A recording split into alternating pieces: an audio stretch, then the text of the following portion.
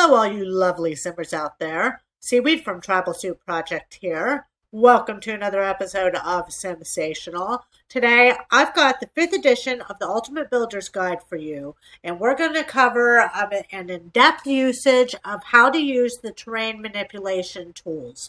A tool which can seem very overwhelming at first, but there's actually a really cool trick that at least I use in order to make the terrain manipulation easier. So this video is actually going to have 2 parts to it. I'm first going to go over an in-depth usage of the tools itself, and then over the course of the rest of the entire series of the Ultimate Builder's Guide, we are going to build a house together. And this is the house that we are going to be building. Now, the reason I have picked this house in particular is that it has a lot of features to it which help create a more three-dimensional looking structure in The Sims. It also has this really awesome garden that has different levels to it, and that kind of coincides with that trick that I talked about on how to use the terrain manipulation tools a little bit easier than you would have thought they would be otherwise. So we're going to go ahead and jump right in with how to use the tools. Okay, so obviously the first thing we need to do is open up our terrain tools, which is this little plot of land right here. And when you first open it up, obviously we have just our paint tools. And then this little shovel down here is our actual terrain manipulation tools. Now, when you first click on that, you are going to see a very bright yellow highlighted grid. What this bright yellow grid means is that this lot is completely flush with the rest of the ground. Now, you can make this highlight go away even while you're using the tools simply by pressing G on your keyboard, and it goes away, which is actually really useful if you want to see the way in which you're manipulating the actual terrain.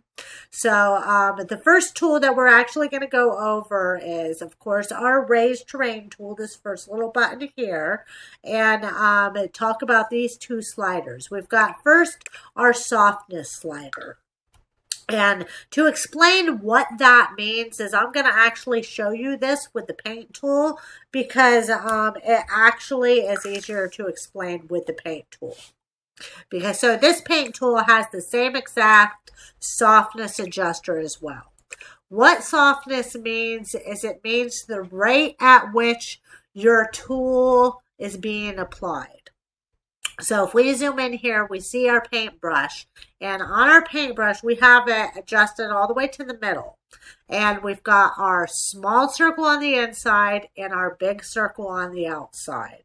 So if we adjust our slider all the way to be soft, that center circle has closed in on itself to where the dot in the middle is. So when I click the paint, what happens is I have to continuously hold the mouse button down in order for that terrain paint to reach the outside circle. So now, if I have the softness adjusted all the way down so there's not soft, I simply have to click the mouse button in order to make the paint go all the way to the outside circle. And this rings true with the terrain manipulation tools as well. If we have our terrain or softness adjusted all the way soft to the center, then that means the top of that terrain is going to be very small. We've got a very sharp point that's being raised. Where if we had the terrain, the softness adjusted all the way out like this, so it's sharp, then when you raise it, you're going to have this square plateau. So it simply refers to the rate at which the center of the terrain is being raised. So with that said, now we're going to go ahead and talk about this next slider down here. And this is a very important slider indeed because it allows you to adjust the speed at which you are raising your terrain. You could go very fast like this, or you could go very slow like this. And that is super useful if you've already, you got your walls up and now you want to raise the terrain to match. This will allow you to really see where you're raising it.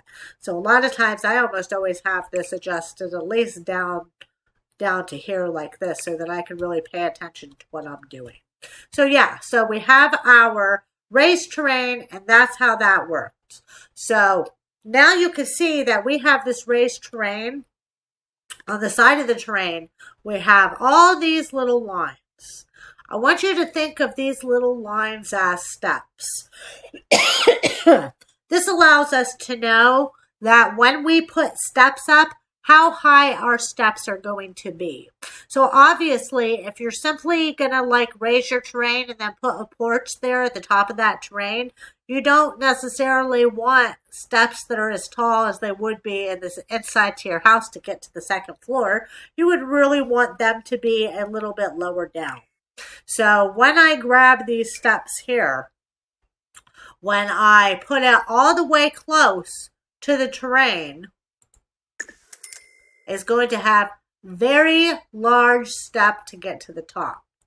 But I can move the steps out lower like this, and then it'll simply be lower like this, and then we can put another set of stairs over here somewhere. Well, I'd have to flatten it and make like a little walkway, and then I could put steps up like that.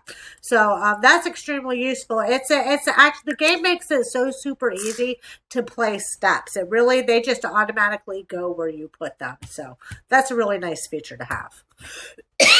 Excuse me. So let's go back over here to the terrain manipulation. Let's get rid of that. Now that you know how to use the raised terrain, we're going to talk about this lower terrain. And the lower terrain, it lowers the terrain. You can create this giant crater like this and have like a little thing here. Then you can have steps going back out of that. So on and so forth. Not sure why you would want to like have a party inside of a crater. Maybe you're having a moon party. But yeah, that is what it is. What I mostly use the lower terrain manipulation tool is if I have raised the terrain and I raised it too high and I just want to lower it, then I'll use that lower terrain tool. So the next tool over here is our flattened terrain. Oh, nope, excuse me. Too far. The next tool is the smooth terrain tool. And this is my second favorite terrain manipulation tool favorite. And basically what this does is it allows you to smooth out any sharp edges. So real quick, we're going to go ahead and we're going to raise the terrain like so. And see how it's all like a very sharp hill to a plateau at the top. And that's not how things in nature actually look. So what this flattened terrain tool, I keep trying to flatten stuff. What the smooth terrain tool does is it allows you to smooth out the terrain so that you can have a much more gradual looking mountaintop, or just allows you to get rid of any of the sharp edges like we had before, making for a much more appealing looking terrain. So the next tool, the one that I guess I was trying to get at, is the flattened terrain tool.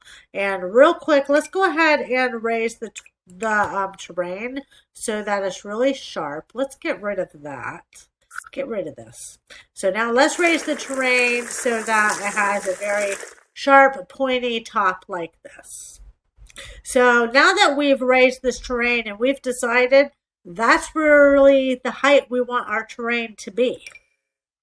But there's this pointy thing at the top, and that's not going to be like good to put anything on. So this flatten tool is going to allow you to flatten the terrain out at the top like so. And I'm just moving my brush around in a circle to make it even further out. And now this allows us to put whatever we want at the top here. So this is an extremely useful tool as well. So the next tool we're going to talk about is the flatten to height tool. And this is my #1 favorite terrain manipulation tool because this allows you to, we're going to grab a square brush here. This allows you to raise the terrain over here to one height and then raise the terrain over here to the same exact height. So now that we've clicked on this flatten to height tool, all of a sudden this grayed out slider now becomes active. And what that does is, as you can see zooming in, we've got our little box, that little white box in the center. what that little box means is that's how high your terrain is going to be lifted. So I'm going to click on that, and now my terrain is not going to go any further than that. So this slider here will allow you to adjust how high or how low the terrain is. But even though this is my favorite terrain manipulation tool, this little slider is garbage and needs to just be tossed away because it's really difficult to get the little box to move exactly where you want to when you do it in this fashion. But the wonderful sim gurus that they are, they have created a hotkey for that little box. And all you have to do is on your keyboard is hold down Control and then hit the right hand or the left hand bracket. The right hand bracket will allow you to raise it up. The left hand bracket will allow you to raise it down. And it's much more, I don't know what you would call it, case sensitive, to where you can really flatten it to the height that you want. Whereas if you use the slider, it's not real easy to adjust this well. So I never use the slider. It really is garbage. It needs to be thrown out. I always use the hotkeys. So yeah, so now you can flatten the terrain to height right up here. And then you can flatten the terrain to height right up here. So now, as much as I love being able to manipulate the terrain, I do not like the fact that now we cannot put a bridge going from one terrain to another terrain, because this is what happens. So I'm going to go ahead and grab this floor tile and I'm going to drag it all the way over here. And while I've still got my mouse button held down, yes, that looks like a bridge. But because now we have terrain manipulation, when I let go of the mouse, it automatically raises the terrain to match the height of the floor, which is really stinky in my opinion. But never fear, we can still create bridges in The Sims, just not from terrain to terrain. If you want to create a bridge in The Sims, all you have to do is come over here to the wall tools, to the room tools, and we're going to create a room right here. And then we're going to create another room right here like so. And then we're going to come up a level. And we're going to grab a fence. And we're going to go ahead and put the fence going all the way across like so, giving us a nice little bridge. I was actually really nervous when I watched the tutorial on how to use the terrain manipulation tools, and it's like, you can't make a bridge anymore. I was freaking pissed. Until I realized that you can still make a bridge. You just can't make a bridge with the terrain manipulation tools. So let's go ahead and get rid of all that. Come back to our terrain manipulation tools. And the last tool that we have is to flatten our entire lot. And that does just what it says. It flattens the entire lot like so. So yeah, so that is how you actually use the terrain manipulation tools. Now, as promised, I have a trick for you guys on what to do to make it easier to raise your terrain. And that simply has to do with foundation. So if you remember, back before we had the terrain manipulation update, we used to have, when we came over here to this foundation, we used to have a little slider that would allow us to raise the foundation of our structure very easily. And I was actually a little bit sad when that went away, until I realized that you can still do that. So I'm going to show you real quick. I'm going to go ahead and create this room here like so. And let's go ahead and put our walls all the way up. So now when you select this, it gives you this little button here, this little arrow on both sides. And what this does is it allows you to raise the foundation of whatever you're using. It works the same way for this, for the porches, and so on and so forth. And oh, real quick before I go on, one of the things that is super cool about these terrain manipulation tools, having been updated, is the fact that we can now have a house with a very, very tall foundation, but we can also have a little gazebo that doesn't have a very high foundation. Before the terrain manipulation was updated, we weren't able to do that. So everything on the first story would have to have the same exact height of the foundation. It's no longer so. You can have things at all different heights and it works just fine. And it's a quite lovely and beautiful thing in my mind. So yeah, so getting back on track. So the reason that this has made it so much easier to use the terrain manipulation tools is all I have to do is to create my structure and then come over to the terrain manipulation tools and then just simply raise the terrain around that. Let's go ahead and use the flatten to height so that we can see what I mean. So I'm going to go ahead and have my tool. Let's use a round tool and not that big round one, this one. And we're going to go ahead and we want our terrain to come up so that this house appears as if it's sitting on a hill. So we're just going to go ahead now and we are going to flatten to height all around the outside here. And it really appears like the house is sitting on top of a hill, like so, making it super, super easy. And we don't have to have it that high. We can go ahead and let's say we wanted some of our foundation to actually be shown. Let's go ahead and do that. Let's go ahead and make it like that. And then this way we can still have our foundation showed like that, but it still looks as if it's sitting on the hill.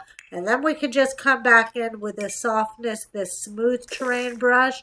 And it just, oops, that's too fast, too fast. Let's go slower. Let's go slower. And to just kind of smooth it out so it's a more natural looking hill. So yeah. So that is my trick on how to easily manipulate your terrain so it looks, excuse me, oh my gosh, it's so rude. So it looks like the house is sitting on a hill and I did it very easily. So now we're going to go ahead and jump right into the second part of the video. And this part is actually going to be kind of like a little speed build, but I'm not going to speed it up. I'm going to keep it slow so that you can, since the purpose of this video is for you to have an in-depth understanding of the tools, I'm going to keep it slow so that you can see exactly what I'm doing. So we're going to go ahead and we're going to flatten the lot. We're going to get rid of this. And we are going to take a real quick look at the picture of the lot, and I'm going to go ahead and start manipulating the terrain.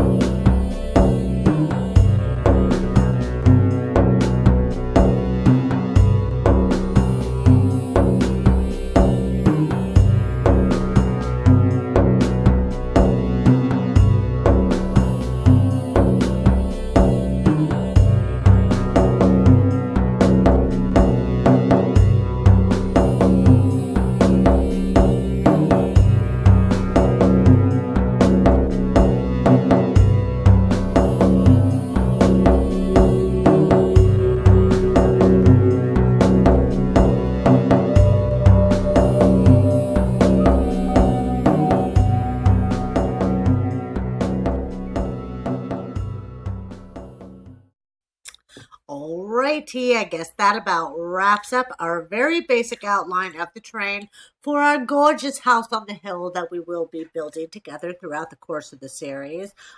Be on the lookout for the next episode of this series, and we're going to be talking about raising the walls. I'm going to show you guys an in-depth usage of the wall tools and how to create a three-dimensional effect.